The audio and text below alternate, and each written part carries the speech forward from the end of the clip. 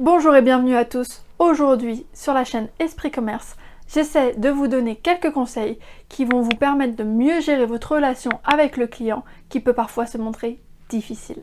C'est parti!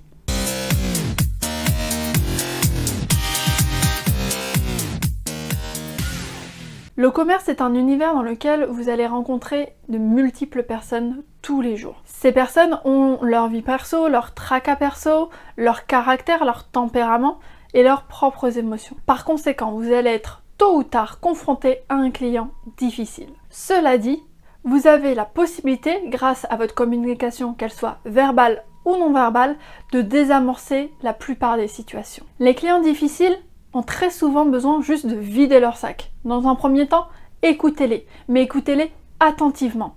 Le fait de se sentir écouté va déjà faire redescendre la température. Pourquoi il est énervé? Parce qu'il a peur que son problème ne soit réglé, parce qu'il pense qu'il ne va pas être entendu, parce que l'être humain, dès l'instant qu'il a une réclamation, part du principe que ça va mal se passer.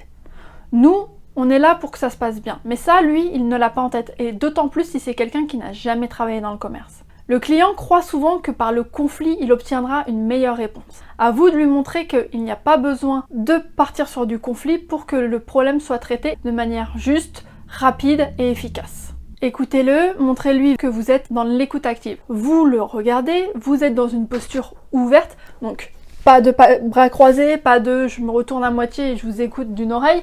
Non, vous arrêtez ce que vous êtes en train de faire et vous l'écoutez. Vous pouvez ponctuer son discours par des d'accord, je comprends, j'entends, je saisis, etc. Une fois le problème énoncé, pensez à le récapituler. C'est très important, savoir si vous avez bien compris la problématique de votre client. Parce que parfois, il ne faut pas l'oublier, dans son énervement, il va dire moult et moult choses. Sauf que vous, votre rôle, c'est de cibler réellement c'est quoi son problème. La fioriture autour, il faut réussir à la mettre de côté pour comprendre la source de son problème.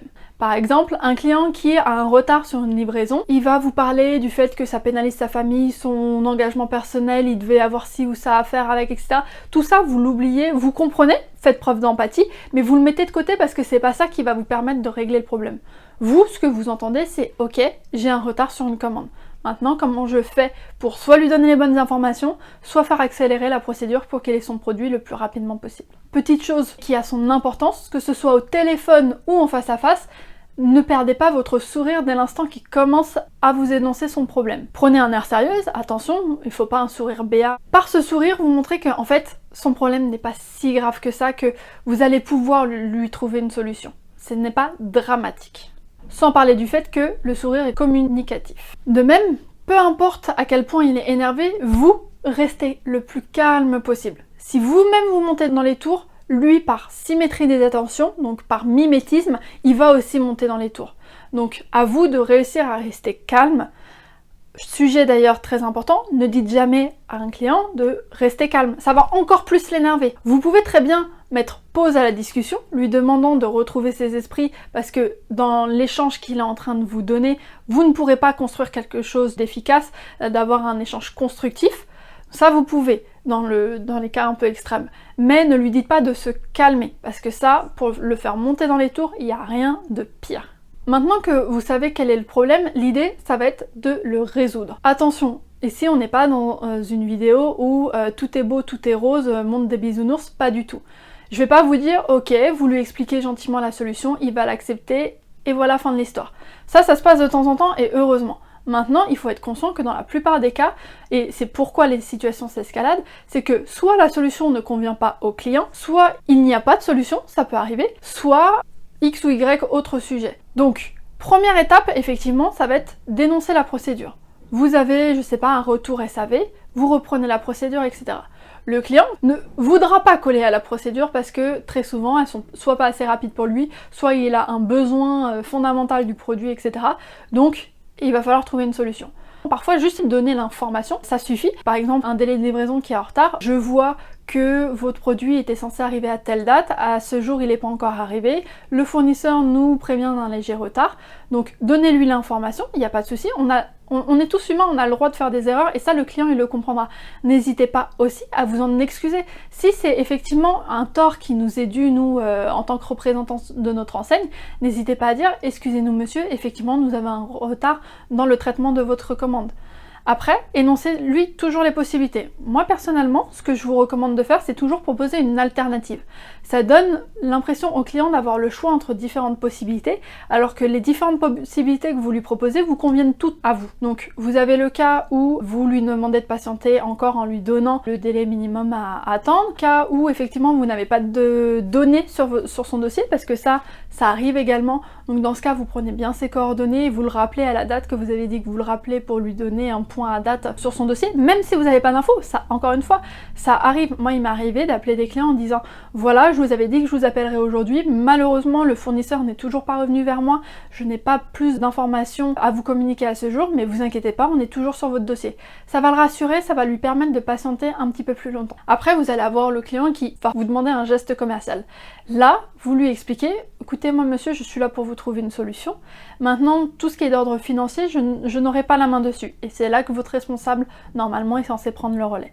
Donc l'idée, en tout état de cause, c'est de trouver soit une solution immédiate, quand c'est possible, soit de prendre le dossier à votre charge et d'assurer un réel suivi. Dès l'instant que le client se sent accompagné et ne se sent pas oublié, il sera beaucoup plus souple dans sa demande. Il comprendra, parfois ça prend du temps, donc n'hésitez pas à être transparent avec lui. Après, attention, transparence ne veut pas dire donner plein d'informations qui ne servent à rien et qui, au contraire, vont vous desservir. Il faut que chaque cas soit unique. Il faut aussi accepter que parfois, malheureusement, on ne peut pas répondre à la demande d'un client. Ça peut arriver, il faut savoir l'accepter. C'est jamais facile parce que c'est à l'encontre de notre métier qui est de vendre et de satisfaire le client, mais parfois il faut savoir avoir des échecs de temps à autre. Pour en revenir sur la forme, parce que là, effectivement, normalement, vous avez tout, dès l'instant que vous êtes en recherche de solutions pour le client, normalement, tout de suite, il redescend. Pour ce qui est de la forme, malgré ça, il y a des clients qui vont rester très véhéments envers vous. Deux solutions. Soit vous avez un très bon self-control, et dans ce cas, félicitations à vous, parce qu'il y a des fois, c'est pas facile, d'autant plus quand on a eu 2, 3, 4 clients à la suite qui étaient assez remontés. Soit, et il faut savoir le faire aussi de temps en temps, savoir prendre du recul quand vous voyez que la situation elle est vraiment sur le point d'exploser, que vous-même vous êtes sur le point d'exploser et que ce serait contre-productif, n'hésitez pas à demander à un collègue de prendre le relais ou à votre responsable de prendre le relais. Vous, en tant que personne qui confronte le client, normalement ça fait partie de votre métier de savoir gérer aussi ces situations difficiles. Maintenant, vaut mieux reconnaître que dans cette situation, vous pouvez plus gérer et que la situation ne s'envenime pas, plutôt que de persister et que ça devienne un volcan sur place et que voilà, tout le monde en prenne pour son grade. Donc c'est aussi faire preuve de maturité que de reconnaître que dans certaines situations, vous n'êtes plus à la hauteur. Et ce n'est pas grave, du moment que ça se produit pas tous les jours, parce que bon, il faut aussi savoir gérer les clients difficiles, mais il y a des fois, on est tous humains, on a aussi tous nos états d'âme, la fatigue, la pression, le fait que ce soit le 10e client de la journée qui est comme ça, etc. Il y a plusieurs choses qui peuvent expliquer. N'en ayez pas honte, c'est des choses normales. On a tous, à tout niveau, eu à un moment donné une relation avec un client très conflictuelle. Donc, sachez le reconnaître, sachez prendre du recul vis-à-vis de ça. Cela étant dit, heureusement, les clients difficiles représentent une forte minorité. La plupart des clients sont quand même relativement agréables, peut-être parfois indifférents, mais il y a quand même une partie qui sont agréables, c'est ceux-là sur lesquels il faut se concentrer. Je sais que c'est difficile parce que quand on a eu un client difficile, notre cerveau il tourne là-dessus, parfois ça reste même le soir après le boulot, ça nous travaille, ça nous empêche de dormir, etc. Il faut essayer le plus possible de ok, c'est bon, ce client il est réglé, je le mets hors de ma tête, parce que lui le client, c'est bon, sa journée elle est faite, il repasse à autre chose, etc. Nous ça nous reste en tête. Et c'est un signe que vous prenez pas à la légère la situation et c'est bien, mais pensez aussi à vous, à votre sérénité personnelle. Vous pouvez pas rester ancré sur les clients négatifs que vous avez eu dans la journée. Ce serait trop dommage, d'autant plus que vous en avez eu, j'en suis certaine, plein qui ont été adorables, qui vous ont fait le petit sourire qui va bien, etc. Donc concentrez-vous plutôt sur cela. Sur ces paroles, je pense avoir fait un petit peu le tour. N'hésitez pas encore une fois à échanger dans les commentaires ou par mail à esprit.commerce123@gmail.com. Dans ma carrière, j'ai eu énormément de clients difficiles, que ce soit côté SAV, que ce soit côté accueil client, etc. J'ai eu vraiment un panel très très large de clients, de l'ambassade aux clients lambda, aux professionnels, aux particuliers, enfin vraiment j'ai eu de tout, de toute catégorie sociale, etc. Donc si je peux vous aider un petit peu là-dessus, n'hésitez pas, ce sera avec grand plaisir. À bientôt!